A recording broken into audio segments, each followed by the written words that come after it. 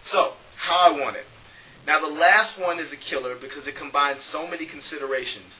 How I want to purchase it, what quality I want it at, how long I want it, what device I want to listen to it on, where I want to listen to it. The big secret behind solving this complex question of how is not by picking and choosing.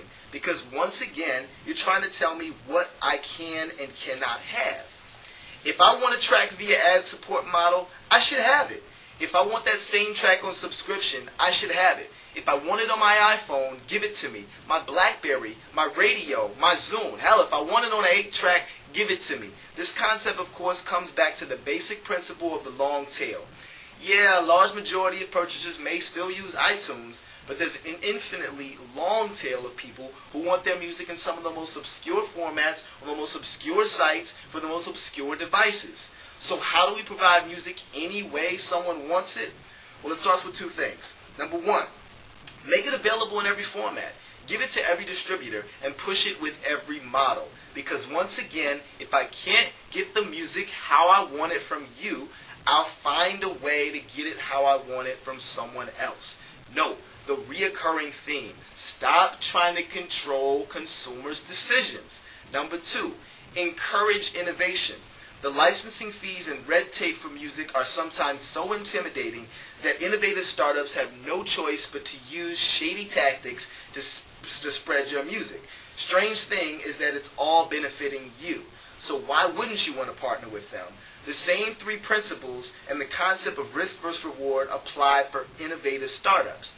If I can't run my business how I want, when I want, and with what content I want based on the societal rules, I'll find a way to do it on my own. And that's dangerous.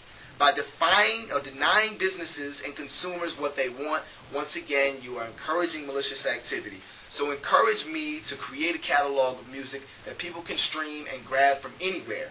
And no, that doesn't mean that you have to ignore the business model, but stop making it a fight. Make it so easy for me to give you money to get your catalog that it would only make sense for me to follow the rules. Summary. The answer to how I want it isn't subscription or on my Zune or on my iPod. It's any way I want it. The only way to satisfy this need is to provide it everywhere it could be in any way possible and to make it easy for other people to provide it in every way.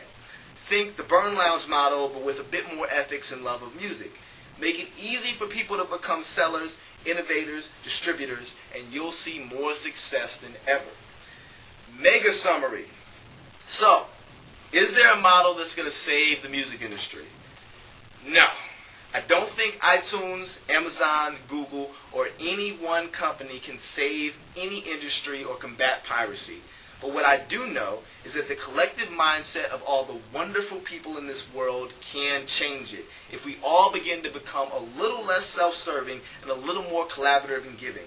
Let's go back to the customer is always right and take it one step further to not just serving the customer, serve your strategic partners, serve your employees, serve your competition, serve yourself. Stop fighting in business and start collaborating. Stop thinking that there's not enough business out there for everyone, that you're afraid to talk with a competing agency. There's more than enough out there.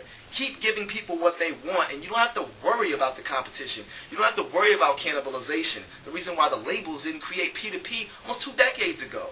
I think the greatest thing that the web is doing is making the world bigger and smaller at the same time. What I mean is that now more than ever, I can know anything that's going on anywhere in the world, despite language boundaries, geographical boundaries, technical boundaries, any type of boundaries. Nothing can stop me from having information. And furthermore, nothing can stop me from sharing this information with other people. And not just other people in my neighborhood or in my city, but in the world and beyond.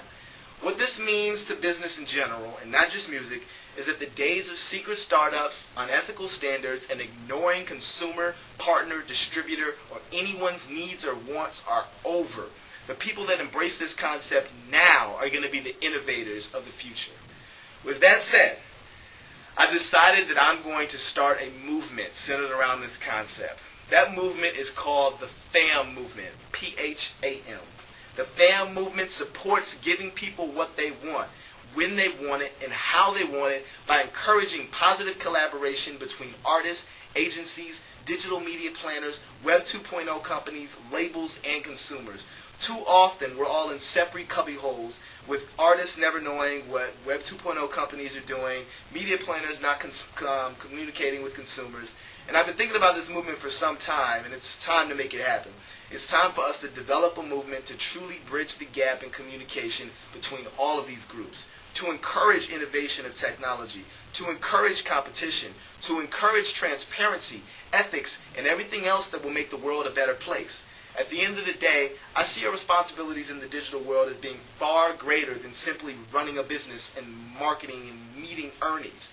We have the power to change the way the world thinks, moves, and breathes, and together we can do it.